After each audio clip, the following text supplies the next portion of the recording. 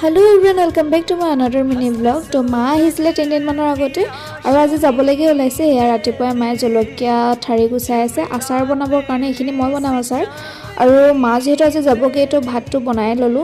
তো ৰাতিপুৱা চশমাযোৰ পিন্ধি লৈছো কাৰণ পিয়াজ কাটিলে চকু পানী পুৰা ওলায় আৰু সেইটো কাৰণে চশমাযোৰ পিন্ধি ললো। মাৰ আকৌ মনটো অলপ বেয়াও লাগি আছে। তো বেছি দিনৰ ছুটি নাপায় আৰু ইয়াতে আহিলে থাকিবলৈ মন কৰে। তো সময় পাওঁতে বজাৰ অলপ কৰি দি থৈ গৈছে কিয়নো মই মানে খোৱা বজাৰ কৰিবলৈ ইমানকে ওলাই মেলি নাযাওঁৱে। তো তেওঁ সময় পাওঁতে কৰি মেলি দি থৈ গৈছে।